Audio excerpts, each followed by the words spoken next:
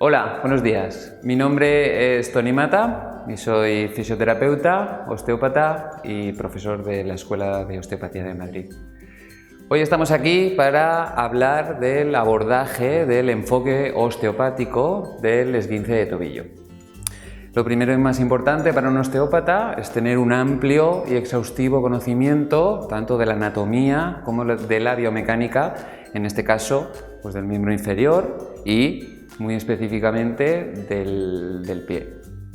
Lo segundo es conocer que el esguince más habitual se produce por un traumatismo en el que hay un movimiento, un mecanismo lesional que suele producirse, el más habitual es en flexión plantar con inversión del pie. Esto va a provocar un bostezo externo y anterior de la articulación, y además hay que tener en cuenta que el mecanismo lesional lleva también un componente de carga sobre el tobillo.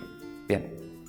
Dependiendo de la capacidad de adaptación del paciente, dependiendo de lo importante de la fuerza que haya provocado el mecanismo, pues tendremos diferentes grados dentro de ese esguince.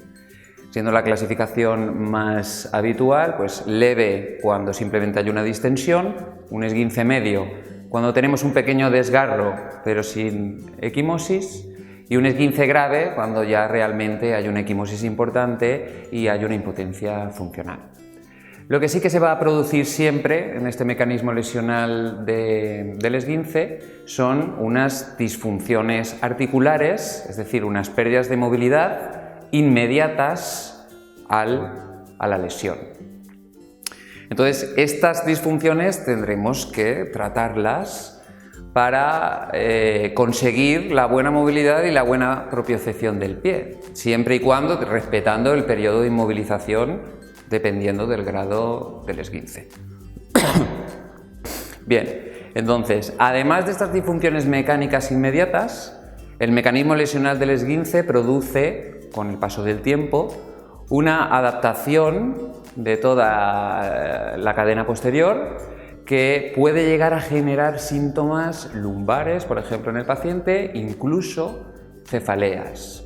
Entonces, para nosotros es muy importante saber qué es lo que está pasando, ¿no?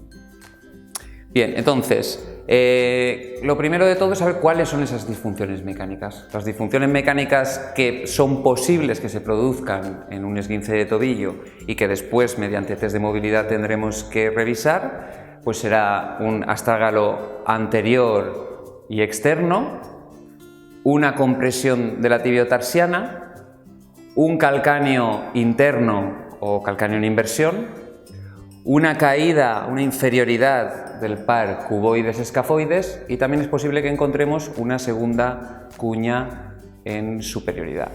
La segunda parte importante es hacer un buen diagnóstico diferencial, porque muchas veces nos llega el paciente y nosotros tenemos que tener un gran conocimiento de la patología que puede provocar un esguince de tobillo y un buen conocimiento de los test ortopédicos, los test médicos que me van a descartar esa patología.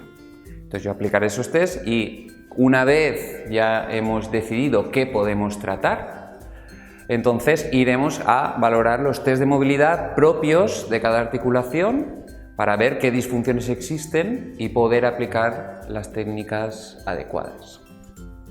Bien, esto es en relación a las disfunciones mecánicas inmediatas, pero esta inferioridad del medio pie, con el paso del tiempo, si el pie solo se inmoviliza y no se trata con las técnicas osteopáticas, lo que va a pasar es que esta caída del pie va a tensar toda la cadena posterior hasta llegar a la zona lumbar, requiriendo adaptaciones posturales, incluso llegando a cortar la pierna, porque al descender el arco plantar óseo del pie, la pierna se hace más corta. Y esto para un osteópata es muy importante, porque esa falsa pierna corta, porque tiene un origen podal, va a crear una adaptación hacia arriba para dejar los centros vestibulares horizontales. Si el paciente no consigue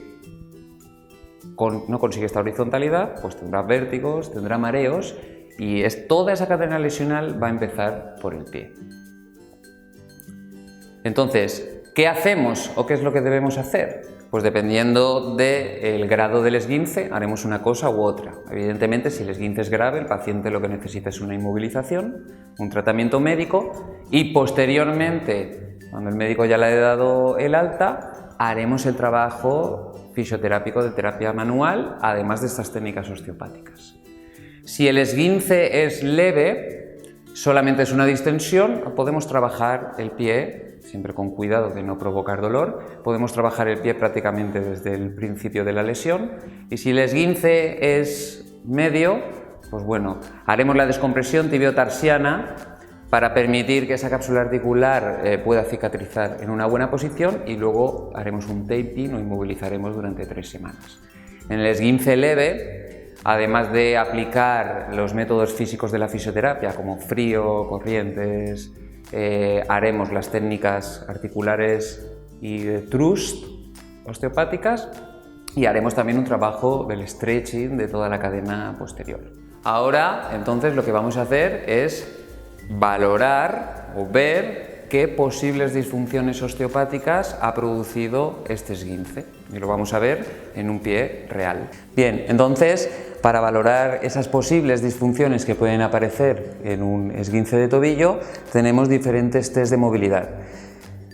Los test positivos, es decir, en los que haya una restricción, nos indicarán las articulaciones que tenemos que trabajar. Los test negativos, en los que la movilidad sea correcta, pues bueno, ahí no tendremos que aplicar ninguna técnica. Bien, entonces, para revisar la articulación tibiotarsiana, todos estos test habrá que hacerlos primero en el pie sano para comprobar la movilidad normal y después los aplicaremos en el pie que ha sufrido el esguince para comparar la restricción cualitativa y cuantitativa de la disfunción. Bien, entonces, para valorar la tibiotarsiana, cogeremos el pie por el calcáneo y con el borde cubital de la mano superior lo más cerca del astrágalo, simplemente pues nos dejaremos caer nuestro cuerpo hacia detrás con el pie en posición neutra y debemos de notar, si la tibiotarsiana está libre, cómo se produce un pequeño crujido que no se oye, pero que bueno, que podemos sentir con nuestras manos y el paciente siente también.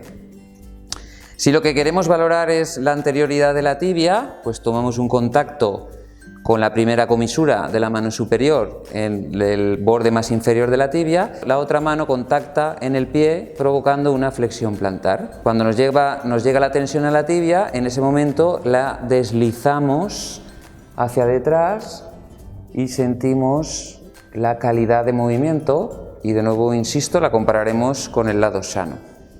Si lo que queremos valorar es el astrágalo, pues con el mismo contacto de la primera comisura tomaremos un contacto en la cabeza del astrágalo, empujaremos el astrágalo hacia detrás para comprobar si acepta el movimiento. Además, como también se producía un astrágalo externo, pues bueno, podremos testar la cabeza del astrágalo llevándola hacia afuera o llevándola hacia adentro. Si lo que queremos testar es el peroné, tomaremos en pinza la peroneotibial inferior y la deslizaremos hacia detrás y hacia adelante. Si queremos comprobar la peroneotibial superior,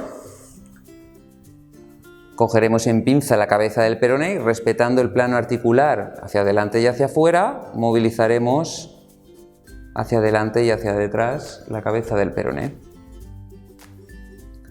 Para valorar el calcáneo, levantamos la pierna del paciente, la apoyamos sobre nuestro abdomen y con nuestras manos, con la eminencia tenar de nuestras manos, llevamos el calcáneo hacia el varo y hacia el valgo. Y lo mismo, comprobamos y comparamos la movilidad siempre con el lado sano. Para el medio pie, si lo que quiero testar es el cuboides, tomaré un contacto en el calcáneo y mantendremos una flexión dorsal de 90 grados. La otra mano, con el pulgar por arriba y con los otros dedos por abajo, abraza todo el arco externo del pie hasta tomar contacto con el cuboides y provocamos una flexión plantar con una rotación externa para ver cómo gira el cuboides hacia afuera. Y lo mismo haremos sobre el escafoides, pero sujetando el astrágalo. Tomaremos un contacto con el pulgar y con el resto de la mano en la planta del pie sobre el escafoides y lo mismo haremos flexión con rotación del astrágalo para ver si sube. Y por último, la segunda cuña, pues localizaremos la segunda cuña, tomaremos un contacto por arriba y por abajo y podemos utilizar el meta haciendo palanca, subiendo y bajando el meta para ver cómo responde la cuña, es decir, si sube bien y baja bien. Insisto, todos estos tests los compararemos con el lado sano y trabajaremos con las técnicas osteopáticas manipulativas de Trust las disfunciones y las pérdidas de movilidad que nos encontremos. Bueno, espero que os haya resultado interesante y que sobre todo os sirva en vuestra experiencia clínica en la consulta. Muchas gracias.